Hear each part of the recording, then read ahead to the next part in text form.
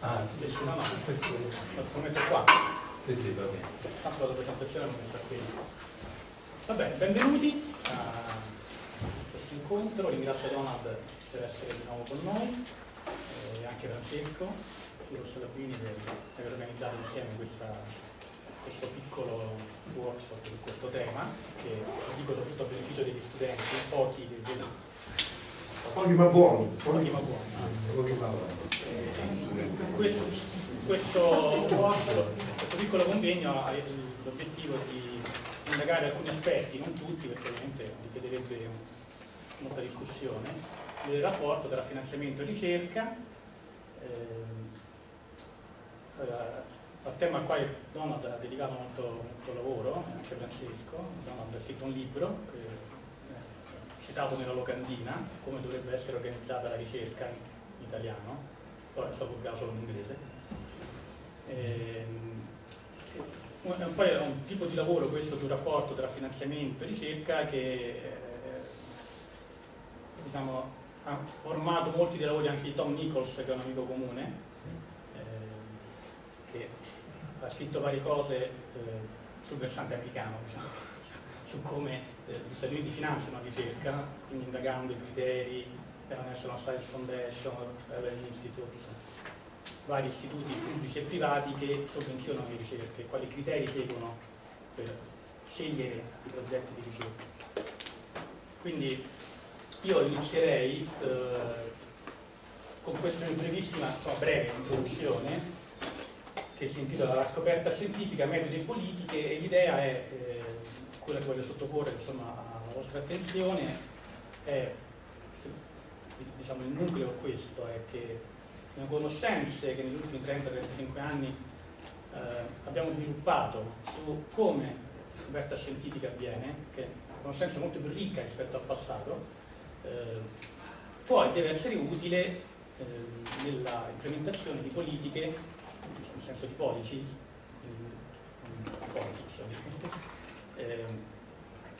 deve essere utile nella implementazione di politiche che permettano o agevolano quelli che viene chiamata la conoscenza trasformativa, la conoscenza in grado di produrre delle rivoluzioni concettuali. Ovviamente questo è un tema molto difficile, perché è un tema scientifico ma anche economico, perché richiede l'allocazione di risorse molto scarse normalmente a fronte di molti progetti che vengono presentati, quindi in questo senso è un classico tema economico. Scarsezza di risorse e molte persone che vogliono afferire a queste risorse. Quindi io mi concentrerò fondamentalmente su questo punto, su come i lavori che sono stati prodotti negli ultimi 30 anni, alcuni dei quali sono state fatte da persone che qui vedo presenti, da Donald, Carlo, Tom Nichols, anche Emily Grosso, insomma tutta la parte dei filosofi della scienza che si è occupato di questo problema, può essere utile a generare nuove politiche di scoperta scientifica. A beneficio invece degli studenti che vedo qua, ho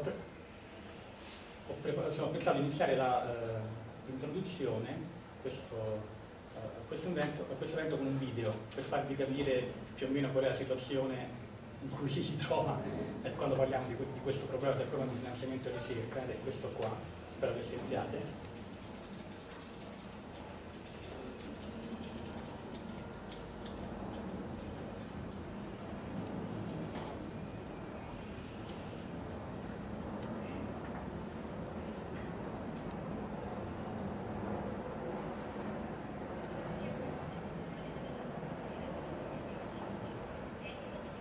Si sente? No. Commenta tu. Ci fai una telecronaca. Speravo Una telecronaca, dai. il primo ha chiuso. Ok. No, non posso chiamare prima. Comunque va bene. Forse alcuni di voi lo conoscono pure. Sì, io lo conosco, posso andare, vado attorno e lo porto qua. Ah, tu dici primo? Primo. No, pensavo conoscevate il video. Pensavo primo. È un video tratto da Contact, Ok. che è un film tratto dal romanzo omonimo di Carl Sagan, che è interpretato da Jodie Foster. Questa qua è Jodie Foster, adesso si vede lei, chiede dei soldi per poter proseguire la sua ricerca dei segnali radio di intelligenza extraterrestre. La risposta che gli viene data da una giuria è: questa assomiglia più a science fiction che a science. Però lei si arrabbia e a risposta di questo, anche perché l'ultima possibilità di ottenere soldi, si arrabbia e dice, in risposta alla giuria, dice: science fiction, ok, ho sentito di uomini che hanno in mente di costruire un aeroplano, mettersi nei motori e trasportare degli esseri umani. Oppure ho sentito di razzi sulla Luna, ho sentito di missioni su Marte, sono fantascienza, vero? E gli chiede quindi a loro di avere un po' di chiaroveggenza. Alla fine riceve questi soldi perché la giuria glieli nega, però c'è una telecamera con il capo dell'industria che lo osserva e decide di finanziarlo. Allora la mia domanda è... Questo è un po' strano, no? Sì. Non normale, no? Cioè, c'è una telecamera con questo uomo ricchissimo che credo si ispiri a Soros nel film. Questo Soros, perché no? Sì, insomma, lì è Arden il nome, però insomma lo dipingono un po' come Soros, che decide di dare i soldi. Allora lei prosegue, poi vi passo a vedere il film. La mia domanda è invece: cosa avreste deciso voi di fronte a questa situazione? C'è una persona che viene lì e dice: voglio cercare segnali di vita extraterrestre e vi chiedo dei soldi. Diciamo una situazione piuttosto semplice. Per aiutarvi in questo ho preparato questa matrice di scelta. Questa è, diciamo, la situazione, sono i 4 casi possibili che vi presentano. Cioè, qui avete la ricerca e lì avete il successo, l'esito della ricerca, e questa è la matrice di scelta che affrontano sia il ricercatore che l'ente finanziatore, ovviamente. Quindi avete una ricerca, avete 2 possibilità: quella che noi in gergo viene chiamata ricerca trasformativa, cioè almeno questo è, diciamo, la terminologia che viene usata ora anche da Tom Nichols, appunto, oppure ricerca non trasformativa. Trasformativa significa in grado di generare nuove scoperte scientifiche, di cambiare i quadri concettuali, no? Quindi di stravolgere o inventare nuovi domini. Invece non trasformativa è quel tipo di ricerca che tutti noi forse conosciamo benissimo, che si limita a incrementare un po' la conoscenza su un dominio molto ben sviluppato e quindi non trasforma di fatto davvero quel dominio nei nostri strumenti concettuali. E lì avete gli esiti possibili, cioè ha successo o non ha successo. Allora, nel primo caso proponete una ricerca trasformativa, la finanziate, l'esito è favorevole e allora avrete, diciamo, un output di genio. Se invece proponete una ricerca non trasformativa e ha successo, allora tutto andrà bene, però non siete dei geni. Se invece proponete una ricerca non trasformativa e non avete successo, questo non è molto bello, per vari motivi adesso vi elencherò.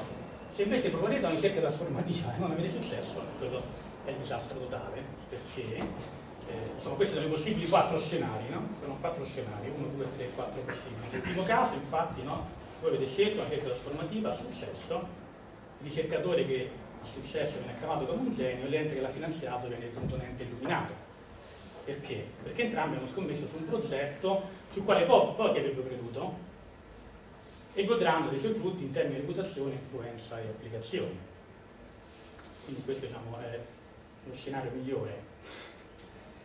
Il secondo scenario invece è quello in cui si fa una scelta più conservativa, cioè si sceglie una ricerca di tipo non trasformativo, sia successo, questo sono tutti contenti, il ricercatore rafforza la sua posizione in comunità, perché ovviamente contribuisce ad avere nuovi risultati, viene citato, avanza in carriera, tutto quanto, e l'ente finanziatore ha fatto ciò che ci si aspetta da lui, cioè ha selezionato un progetto che ha prodotto certi esiti.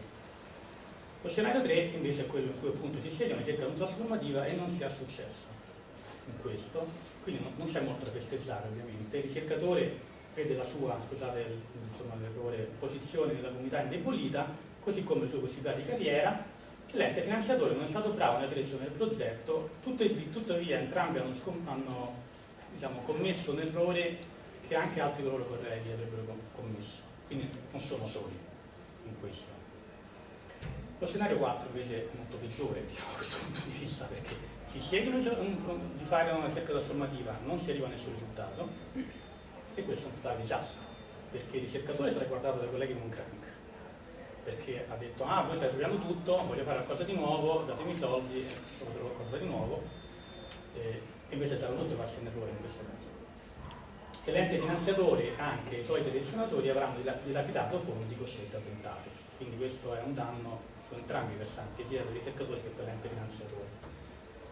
Diciamo, questi 4 scenari ovviamente sono complicati, sono resi più diciamo, cupi dalla variabile tempo. In che senso? La domanda che tutti quanti gli enti si pongono, anche i ricercatori, ma in particolare gli enti, riguarda il tempo in cui i prodotti della ricerca daranno frutti e verranno alla luce. Quindi i tempi sono a breve termine, a medio termine, a lungo termine. Qual è, insomma, il tempo entro il quale ci aspetta di avere i risultati? Ecco, una lezione fondamentale del libro di Donald, che appunto, che se vi capita vi invito a leggere, è che le principali trasformazioni della conoscenza avvengono innanzitutto con innovazioni spesso tecniche, non sempre teoriche. E per produrre un cambiamento di paradigma e quindi teorie mature, nuove tecnologie, queste trasformazioni richiedono anche decadi, quindi non siamo in grado di valutarle in quel momento o subito dopo che sono state prodotte.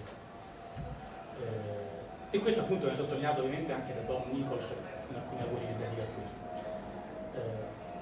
Ciò ovviamente estremizza tutti i nostri 4 scenari e le nostre possibili scelte, sia come ricercatori che come enti finanziatori, perché appunto occorre tempo per riconoscere una ricerca come trasformativa, e questo disincentiva i finanziamenti su ricerche trasformative, perché in alcuni casi i prodotti di questa ricerca potrebbero addirittura superare la vita dell'ente finanziatore, e l'ente finanziatore potrebbe non vederne beneficio.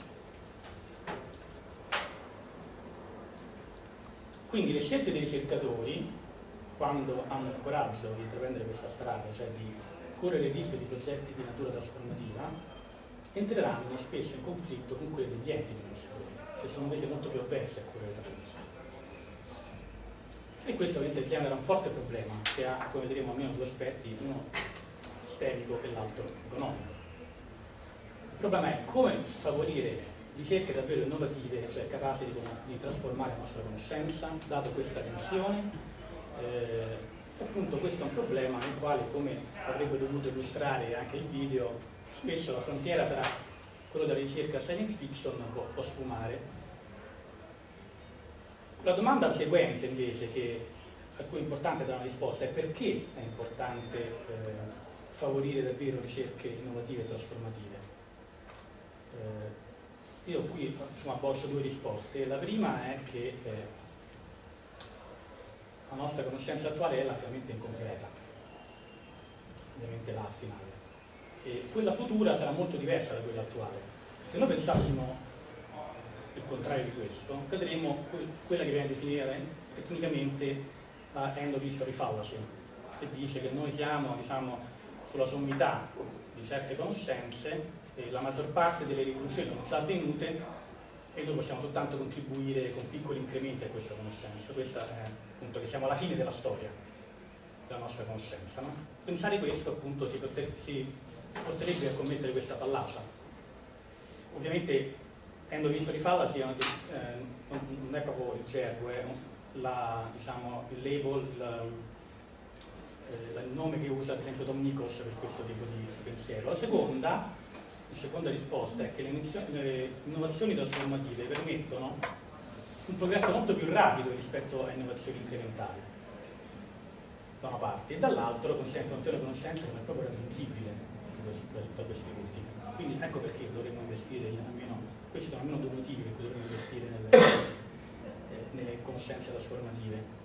Ovviamente questi due enunciati si portano a affrontare quello che è il problema di frontiera. Questo è appunto sempre una terminologia di Tom Nichols, cioè il problema di scegliere una ricerca, un progetto su cui lavorare alla frontiera della ricerca e dall'altra parte, da quello economico, di scegliere quale proposta di ricerca finanziare di questa natura. cosa intendiamo per frontiere della ricerca? Sono quelle aree della conoscenza dove nuovi domini, con la caratterizzazione dei domini già esistenti, è strutturata in maniera davvero frammentaria e povera. Cioè, abbiamo davvero poche informazioni sui fenomeni, gli enti che costituiscono questi domini. Questo problema, appunto il problema della frontiera di ricerca, è, come abbiamo visto, un problema pratico innanzitutto, come da risolvere. Questo problema pratico, secondo me, è uno di quelli rispetto al quale la riflessione filosofica, quindi epistemologica e metodologica, può offrire un contributo importante, insomma anche centrale in alcuni casi. Come vi dicevo, il problema di frontiera ha questi due aspetti, economico ed epistemologico, fondamentalmente perché le competizioni per fondi limitati spesso genera, come definiamo, una tensione non creativa tra questi due, più aspetti della decisione, cioè quello economico e quello epistemologico, ossia decisioni che gli scienziati prendono, vorrebbero prendere in molti casi, cioè alcuni scienziati sarebbero ben felici di intraprendere progetti di ricerca trasformativi, e dall'altra parte invece abbiamo decisioni degli enti che concedono finanziamenti, che invece sono molto più restii a concederli. Allora, la mia opinione, in breve, è che una risposta efficiente al problema 1, cioè a quello economico, cioè come attribuire i fondi, richiede una risposta al problema 2, quello epistemologico, cioè come la conoscenza viene prodotta. E qualsiasi risposta che noi vogliamo dare a uno, cioè al problema economico, presuppone implicitamente o esplicitamente in alcuni casi una risposta al problema 2, cioè quello epistemologico. Il problema 1 aveva risposto come facciamo a produrre una conoscenza, prima di poter decidere come dare i soldi. E ogni volta che diamo i soldi comunque noi ci basiamo su una certa idea di come la conoscenza verrà prodotta, o implicitamente o esplicitamente. Quindi la decisione circa quale progetto di ricerca scegliere o finanziare dipenderà dalla concezione che abbiamo in merito all'avanzamento della conoscenza e dei modi secondo cui essa può avvenire. Quindi per questo dico che è un problema sul quale la filosofia può contribuire molto. Ovviamente esistono diverse concezioni esistenti, cioè metodi, in alcuni casi anche modelli avanzati, sulla scoperta scientifica che suggeriscono politiche che potremmo adottare, cioè quali progetti scegliere e finanziare. Potrebbero dirci qualcosa su questo. Infatti, come dicevo prima, dopo Kuhn, a partire dagli anni 80, vari contributi sono stati dati allo studio dell'avanzamento della conoscenza, che ci consentono oggi di avere una comprensione molto più approfondita, raffinata e di natura scientifica, cioè razionale, di questo fenomeno. Qui appunto cito alcuni lavori importanti, cioè autori che hanno prodotto lavori importanti in questo senso, e come dicevo questa comprensione può essere tradotta in metodi, se non altro in linee guida di scoperta, innovazione scientifica sempre più affinata, sempre più perfezionabili in questo senso. Appunto mi viene in mente la famosa frase di Bacone, no? Arte inveniendi, come inventi deve essere posto, no? Significa l'arte della scoperta può aumentare con le scoperte stesse. Allora, mutuando questa citazione,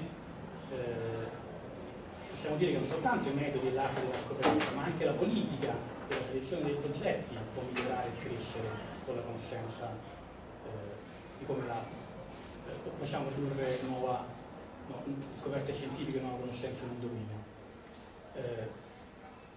Adesso mi avvio all'ultima parte della presentazione, che poi si rifarà anche a quello che dirà Francesco, cioè quello del problema del rischio. Cioè, ovviamente il problema della ricerca, la ricerca implica un rischio, cioè anch'esso epistemico ed economico. Epistemico perché potremmo non conoscere nulla, cioè l'esito per una ricerca trasformativa potrebbe essere zero, o poco più di zero, insomma. Anche economico perché dilapideremmo fondi, come dicevo prima, in modo un po' orientati. Quindi per mitigare questo rischio gli enti che sovvenzionano le ricerche usano diversi modelli e procedure che in qualche modo cercano di contenere al massimo questo rischio.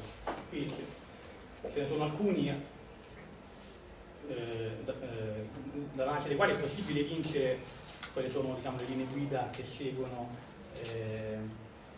nella selezione dei progetti, insomma NSF, il DARPA, Rockefeller Foundation e anche diciamo, vabbè, Millennium Prize è un premio, quindi chi vince, cioè chi si risolve il problema ottiene il denaro, quindi basato su una selezione preventiva dei progetti. Il problema ovviamente è che spesso questa mitigazione, come quasi sempre avviene, si traduce in una forte avversione al rischio che di fatto rafforza atteggiamenti conservativi e la posizione ortodossa e dominante.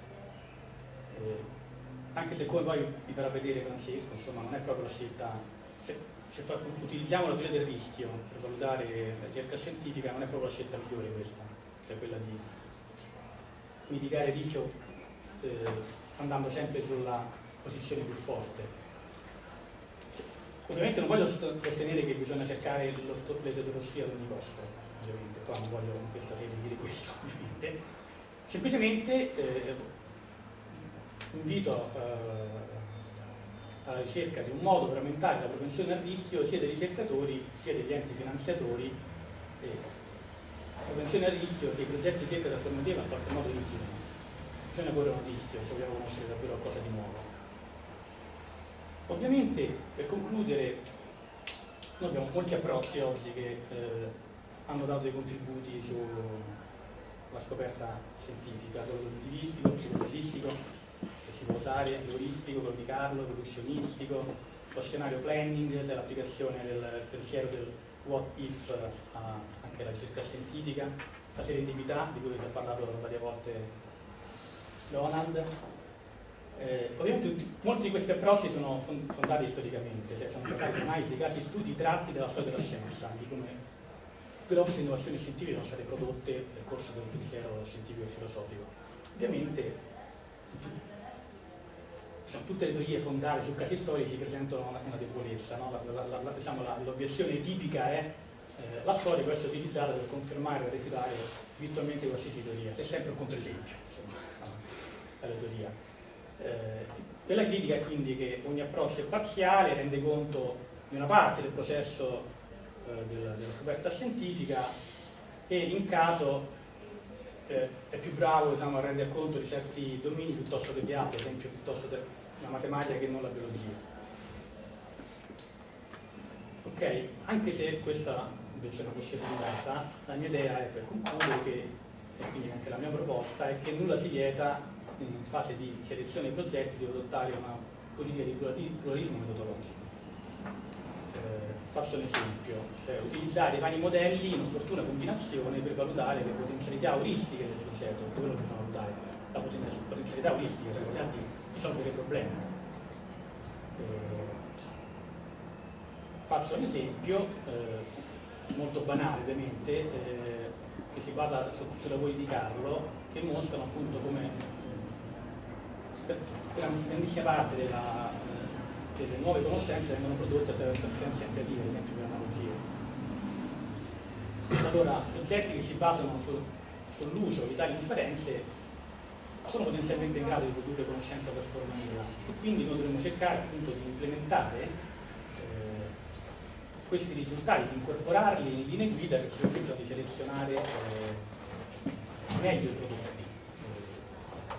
Quindi incorporare questa acquisizione, ad esempio di Carlo, e altri risultati che la riflessione sulla scoperta scientifica ha prodotto e continuerà a produrre, ovviamente è un processo ongoing, come si dice, quindi noi ci attendiamo altri risultati dalla teoria della scienza sul modo in cui si scopre e quindi possiamo aumentare la nostra propria conoscenza su questo e cercare di tradurlo in politiche. Ok, mi fermo qua, così poi do spazio a Donald. Ti avvio.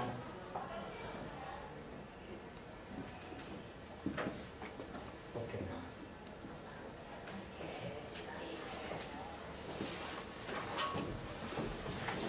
E allora.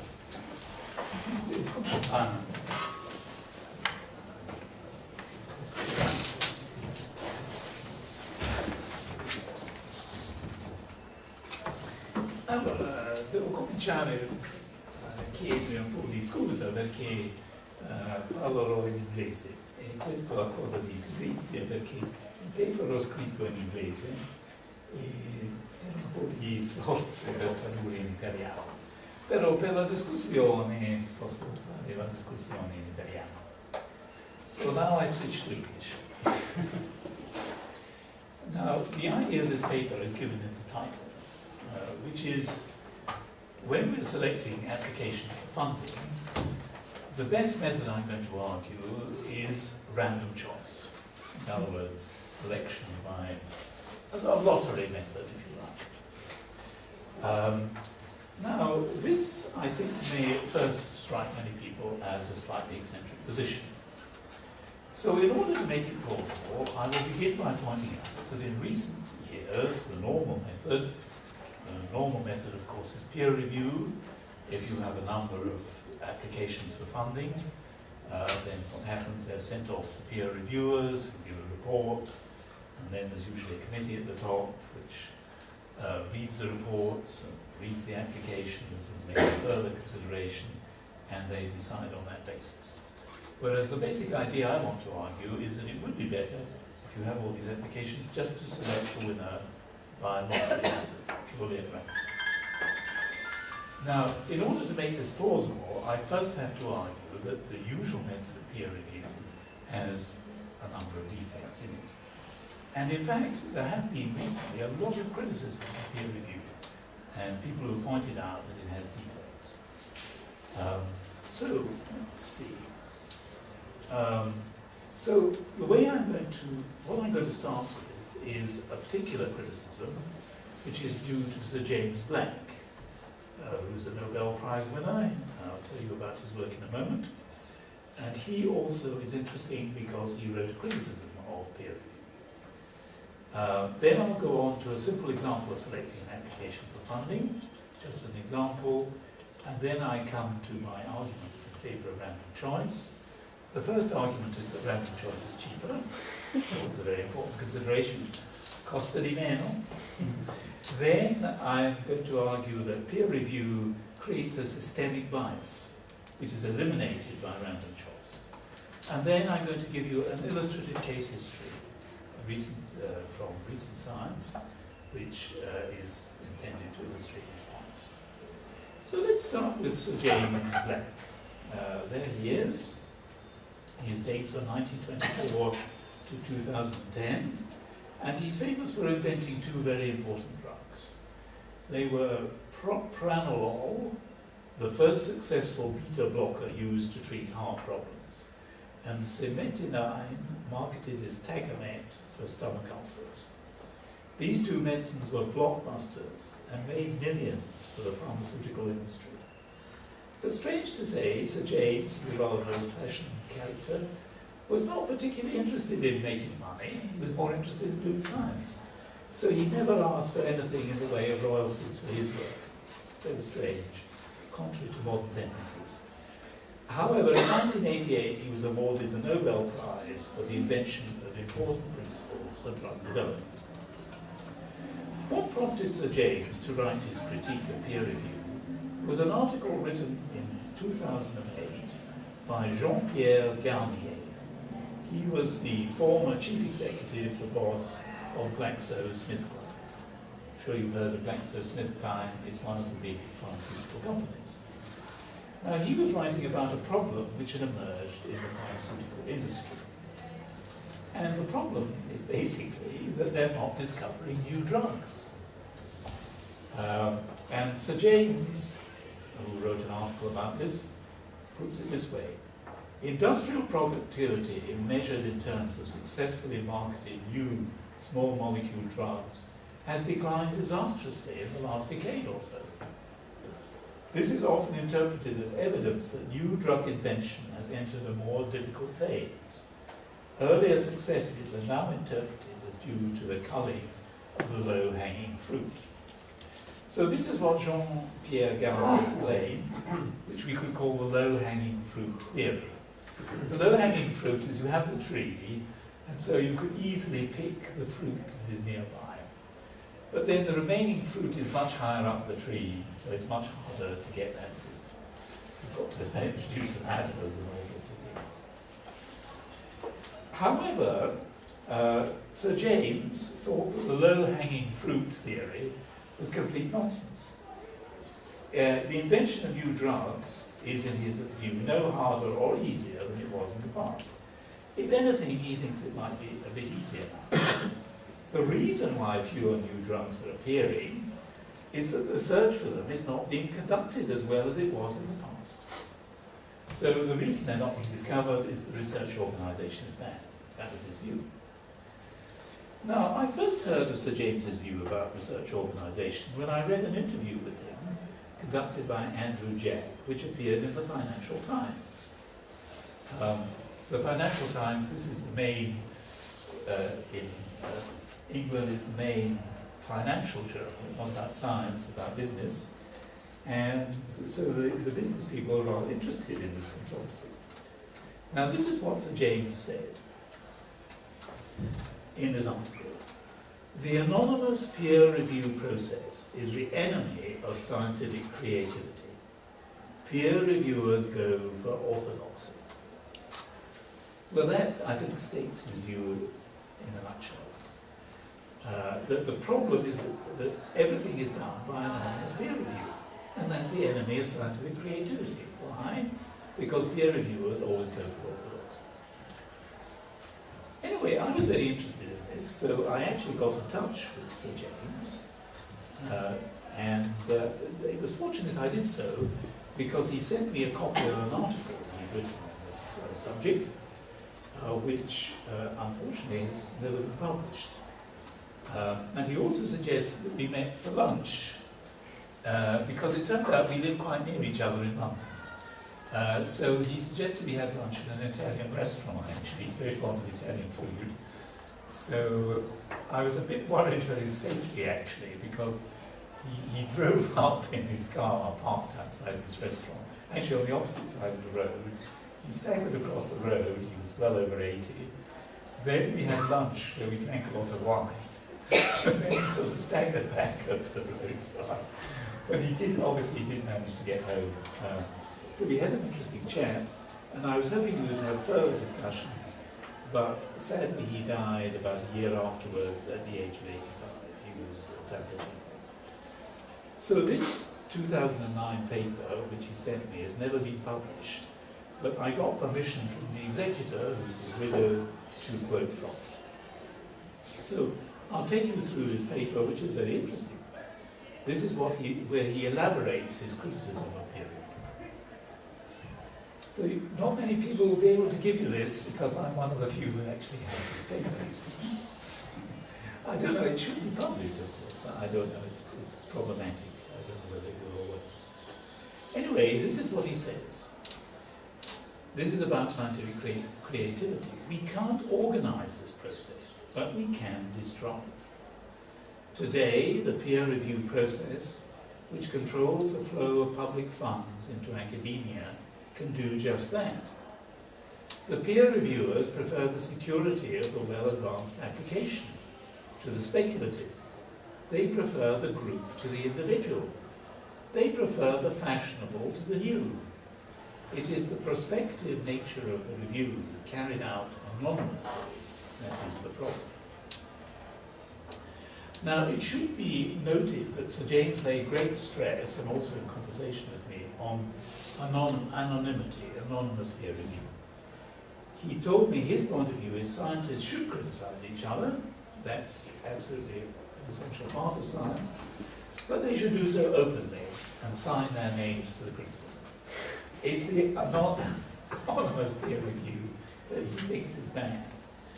Now, as a matter of fact, open peer review is theoretically possible and does sometimes occur, but for the purposes of this paper, by peer review I mean anonymous peer review, which is the normal case. Now, Sir James then goes on in the article to consider some famous scientists of the past, particularly Paul Ehrlich, who was the person who discovered a cure for syphilis, and Paul Janssen. He writes, "The question now is, where are today's Ehrlichs and Jansens? I know we still have them, I've met them. As individuals with a new idea, they find it almost impossible to be funded. the competitive, prospective, anonymous peer review system rejects them as too much of a liability. So this is his explanation. It's not that the fruit is, we've had all the low-lying fruit. It's just that the people with the future, people who could make the discoveries, they're not getting the funds. That's his explanation. Now, Sir James also draws attention to another important consequence of the peer review system, which could be called undesirable feedback. Now, most researchers get to know what sort of projects are likely to pass the peer review system, namely those which accord with the dominant orthodoxy and do not introduce any novel and speculative elements.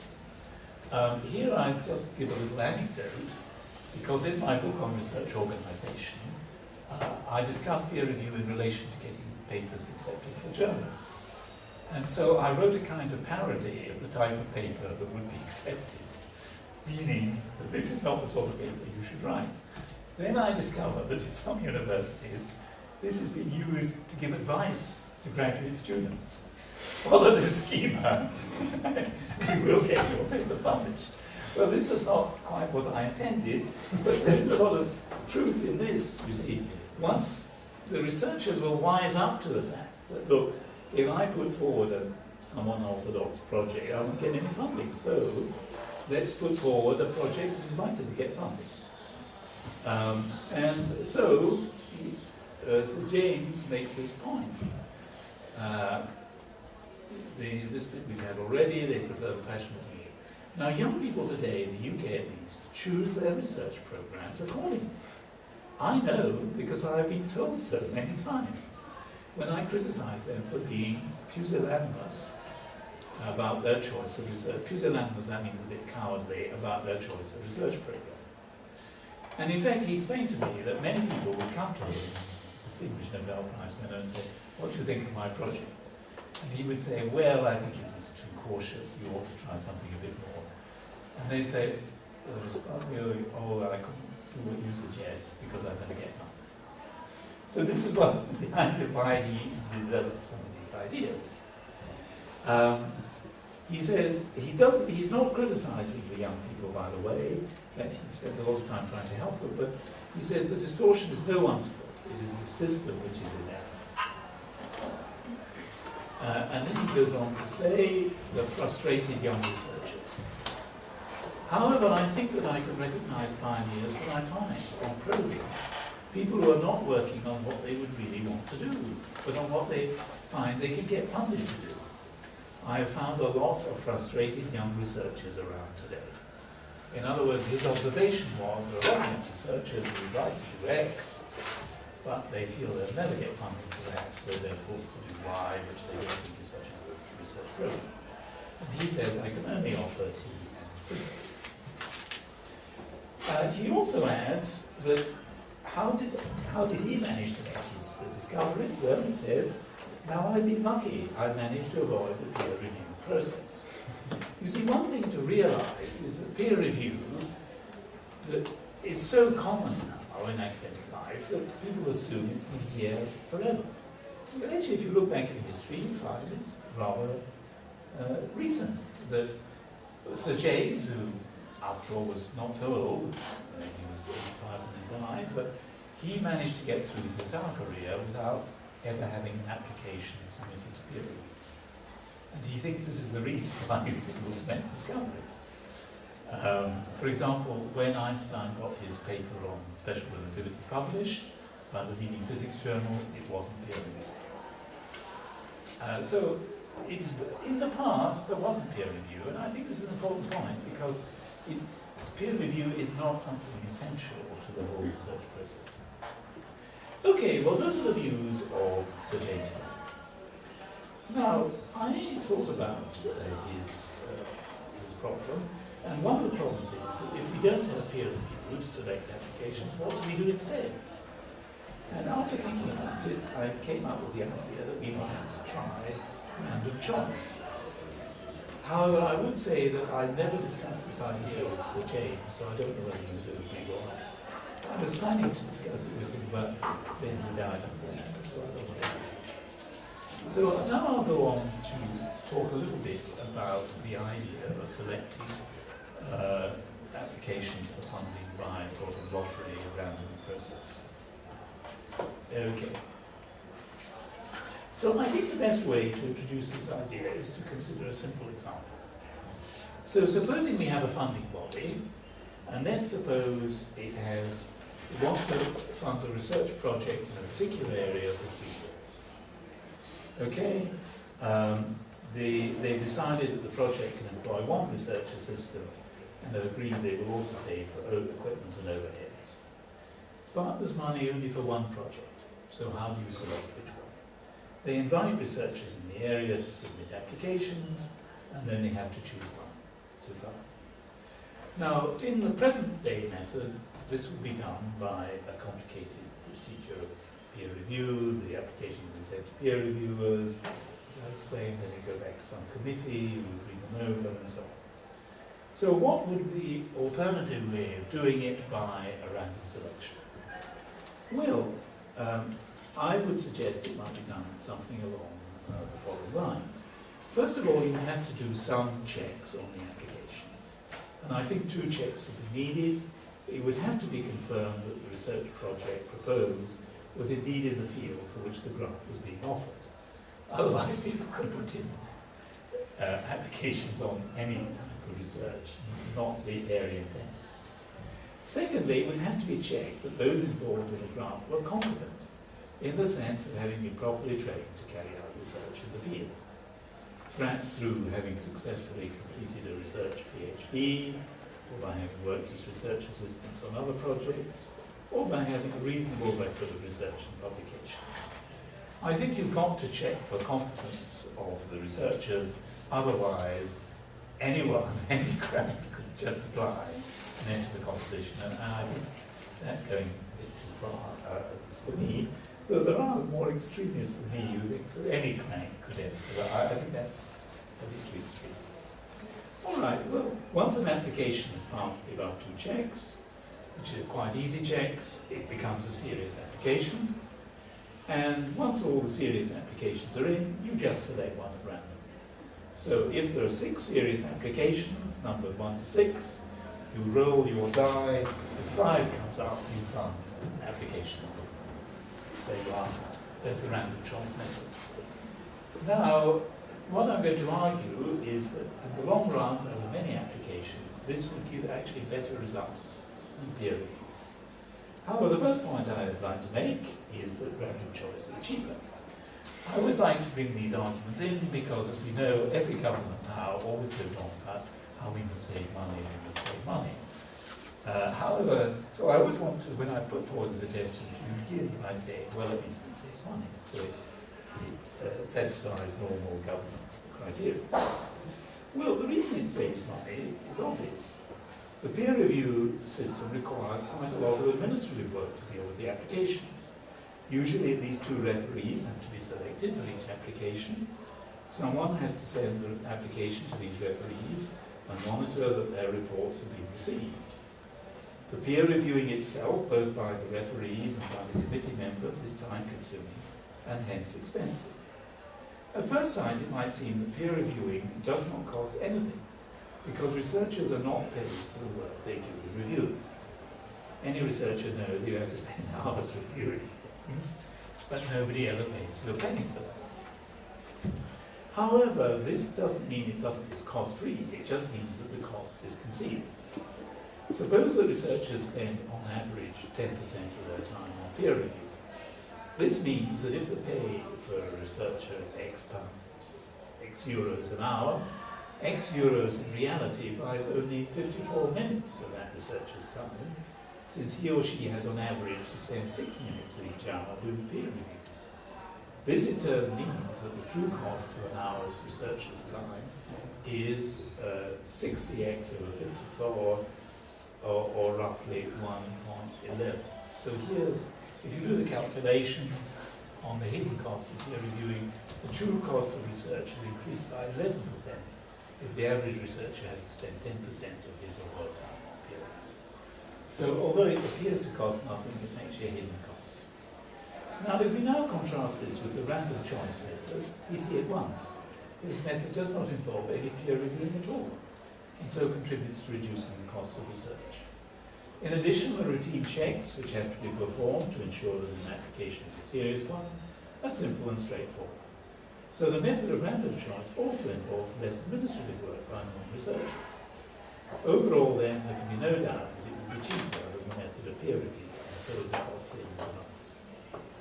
Okay, but of course, there's no point in introducing cost saving if you get worse results. But my claim is that you would, in the long run, actually get better results. So how is it possible that selecting application randomly would give you better results? And now we come to the core of the argument, which is that peer review is no good because the peer reviewers don't really know which project is going to succeed, but they have certain biases. And it's these biases which lead to suboptimal decision making. Now, to try and explain this argument, I use something I call the 4 research programs example, which is quite a useful example to think about these things. And I will give an actual concrete example of something that fits this general model, but this is a typical model for funding problems. So funding is available to try and find a solution to some problem. There are 4 approaches to the problem leading to 4 different research programs: R1, R2, R3, R4. After 20 to 30 years, the problem is solved. Let's suppose 20 to 30 years work, a solution is found. And it turns out that it was work on R3 which solved the problem. The remaining research program did not produce any results which contributed to the solution. So the people who were working on R1, R2, and R4 were just unlucky. They were following the wrong approach, and they didn't produce a solution. Whereas the lucky people who were working on R3 did actually produce the solution to the problem. Now, in retrospect, we could say that those who chose R3 had more insight than the others, but maybe they were just lucky. I mean, research does involve luck, I'm sure. How likely is it that peer reviewers, even if they are experts in the field, will deal well with this very hard problem of assessing the potential of research projects? My own view is that they are not likely to make a very good job of it, because no one really knows in advance what research projects are going to succeed. This is because research is, by definition, the exploration of things which are as yet unknown. Moreover, there is another important reason why peer reviewers are unlikely to make a good job of assessing the potential of research projects. Peer reviewers, they really do not know research projects are likely to succeed, but they do often have quite strong prejudices about the matter. These prejudices, taken in aggregate, lead, as I will now show, to suboptimal decision making. So the argument goes, no one knows, the experts don't know which of these 4 research programs is going to succeed, but the experts do have prejudices in the matter. And what prejudice do they have? Well, I would call their prejudices something called researcher narcissism. Narcisismo del ricercatore, which I think, this obviously is taken from Freud, this concept. I think it is a very true concept. Now, this is a condition which affects nearly all researchers, and I think it does affect me as well. I'm completely the victim of researcher narcissism myself.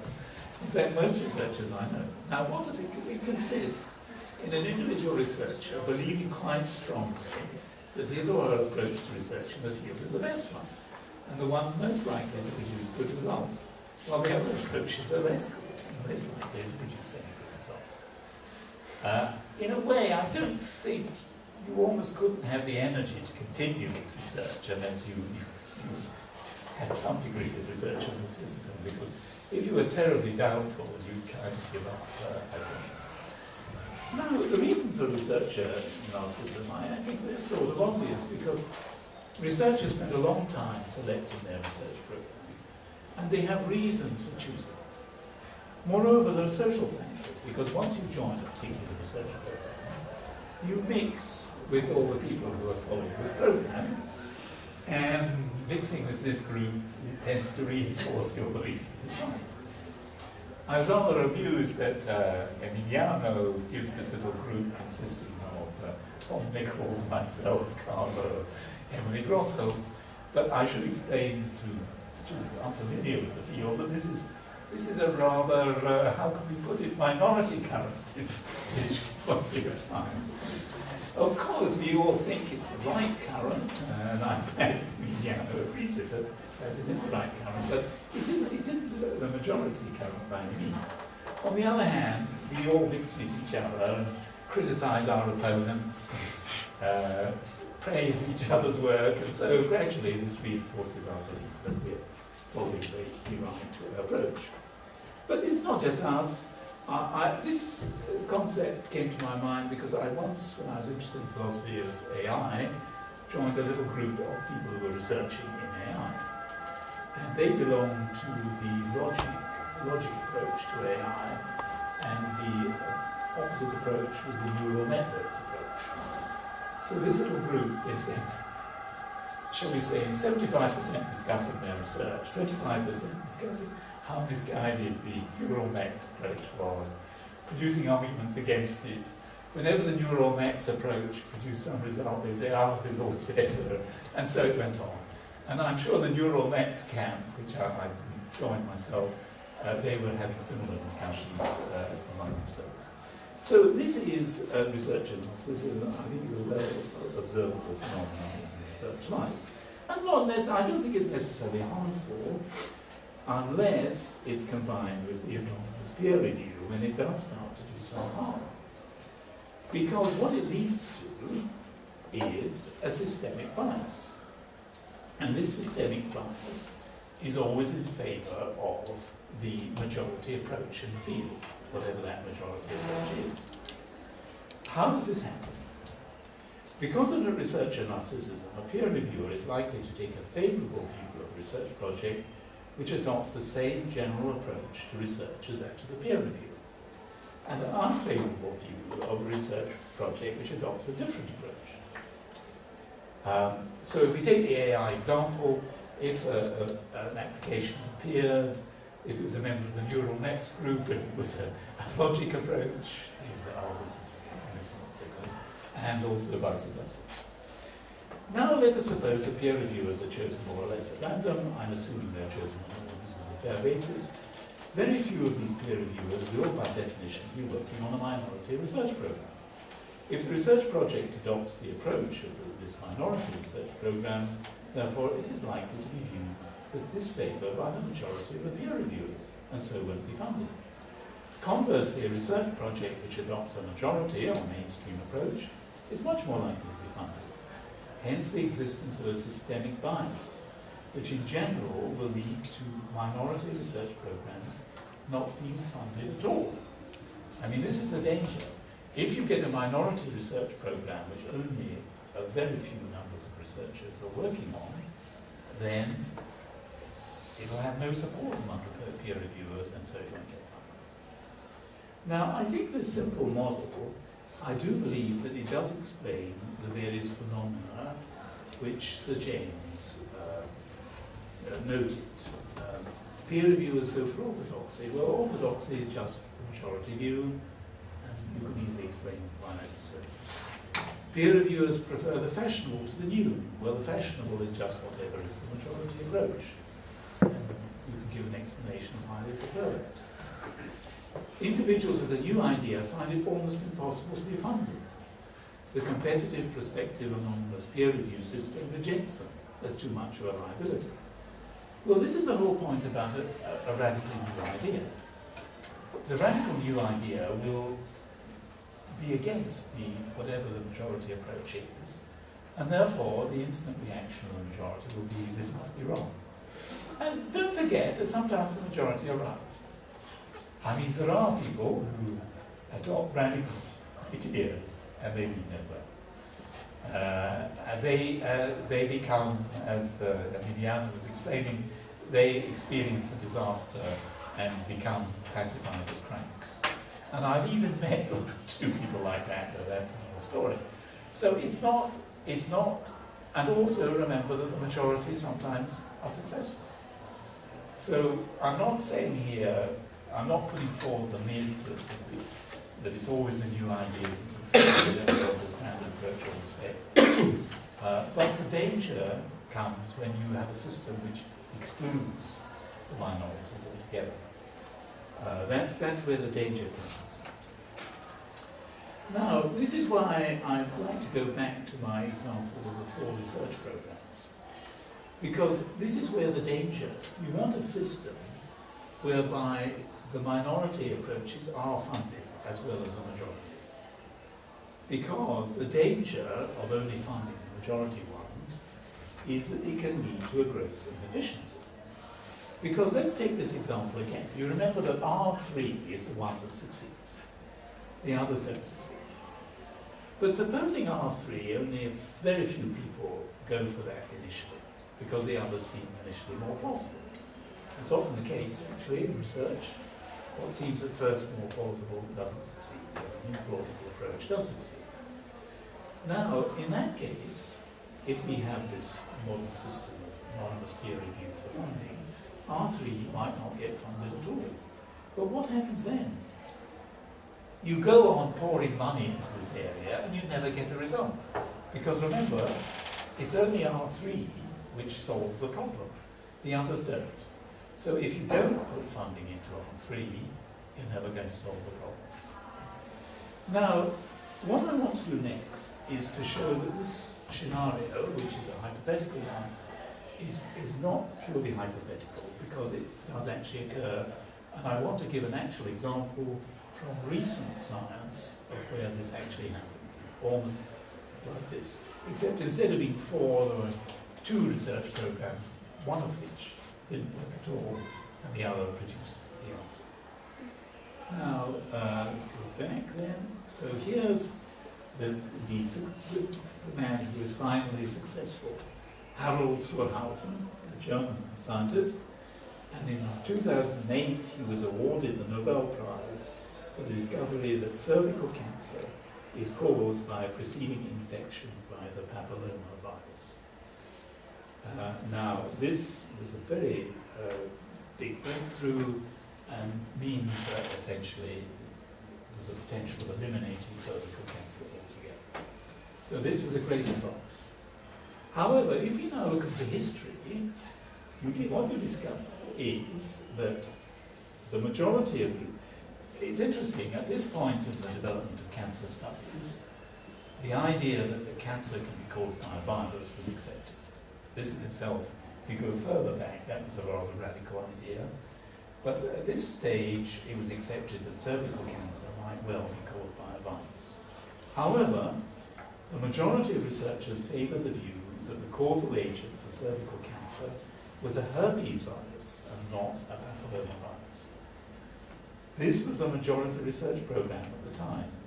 Surhausen and his group were the only ones who favoured the papilloma virus approach.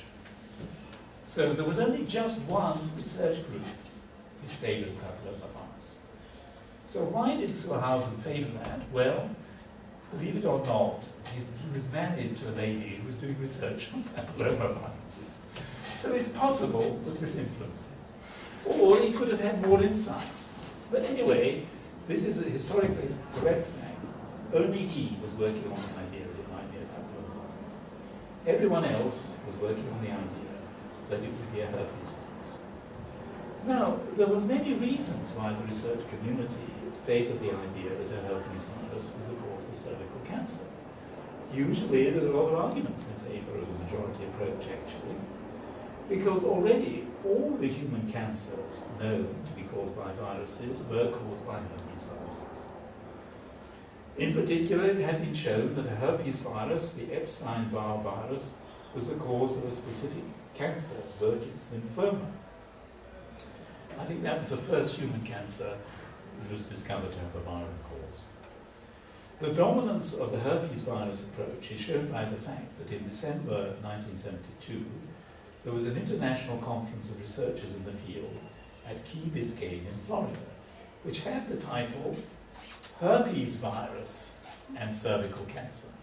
The title wasn't virus, so it was herpes virus and cervical cancer. So Surhausen, who at that time was a young man, attended this conference, and made some criticisms of the herpes virus approach.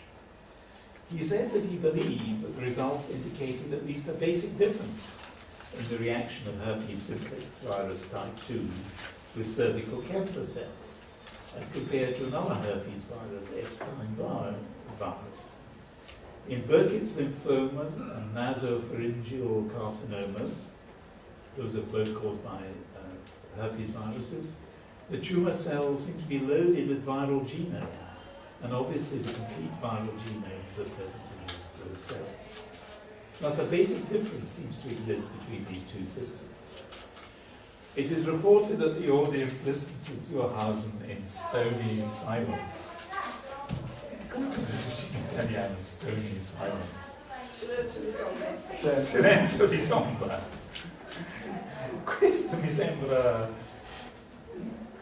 per i ricercatori, uno che mette una critica della posizione dominante è sempre il silenzio di tomba.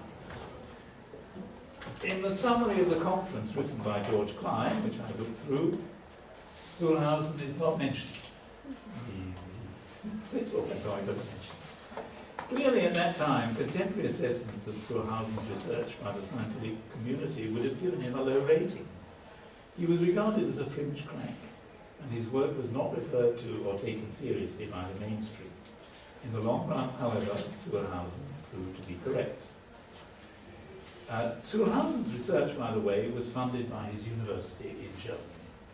In those happy days, you didn't have to apply for funds. If you were a professor in Germany, or had a research position in Germany anyway, you were given funds for your research and you could do what you liked. That was the old system, actually. Nowadays, no. Inefficient, so it's claimed, to use such a method, because a lot of lazy, incompetent cranks will do research, that's the argument, so let's have competitive peer-reviewed research. So nowadays, he would have had to apply for funds. Let us now consider what would have happened to him and his group if they had had to apply for funds in this way.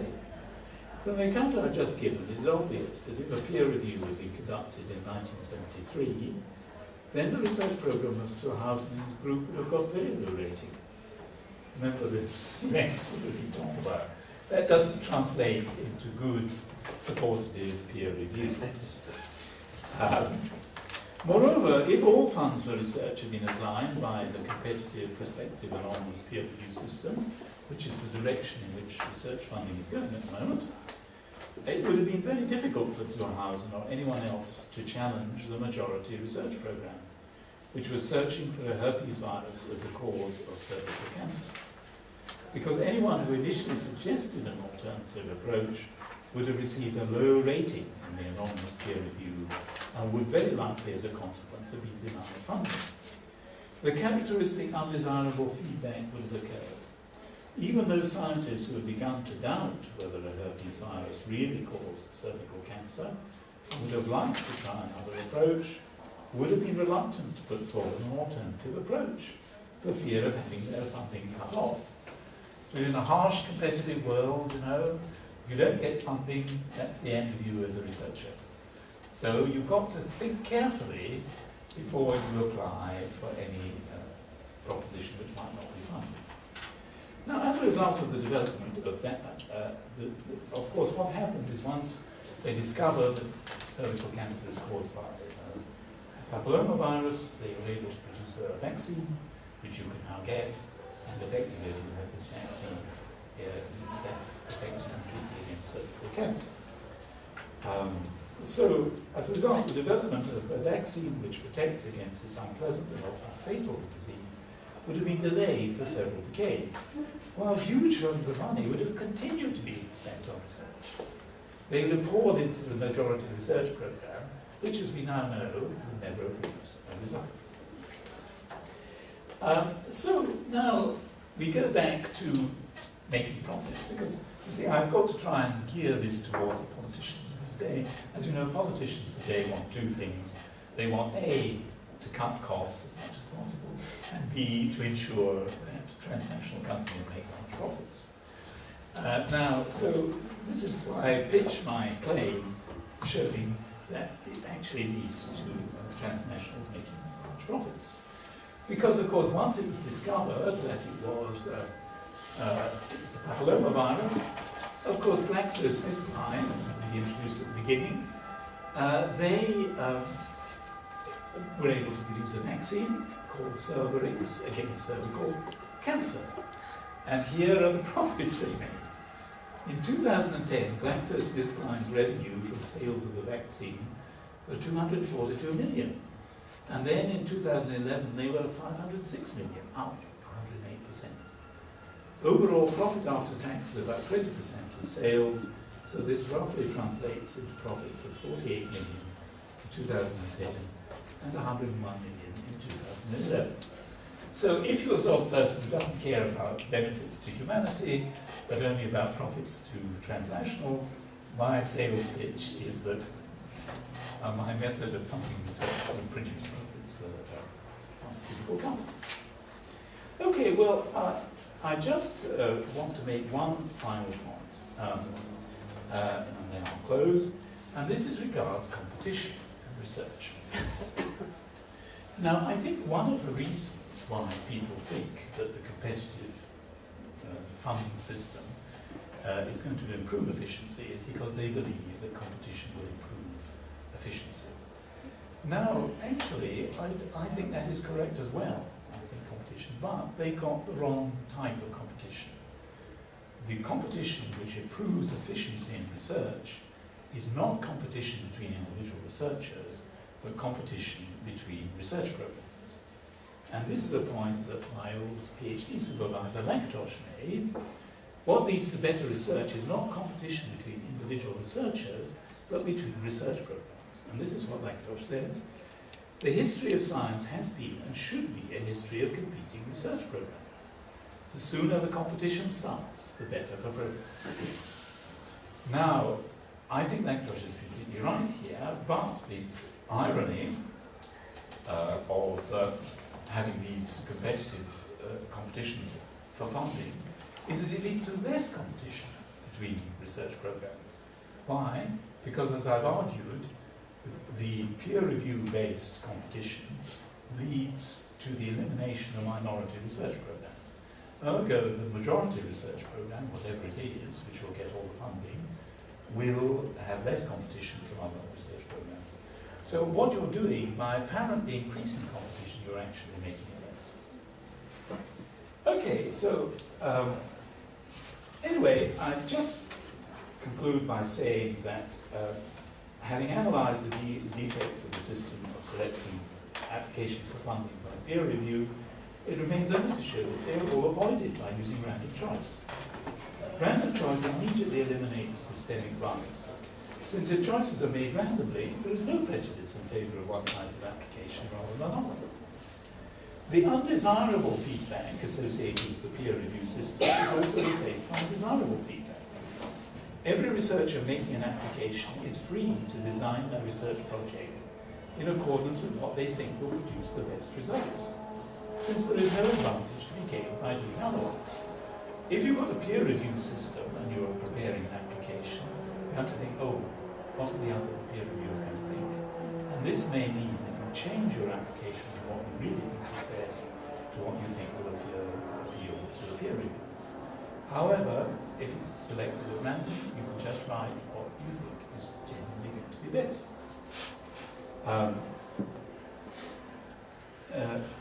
There's no advantage to be, and so naturally, when nearly all researchers will carry out their research in what they think rightly or wrongly to the best way, this will encourage the introduction of new ideas and approaches, and overall improve the performance of the system.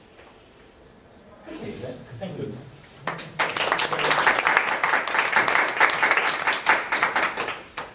Facciamo una breve pausa, poi dopo.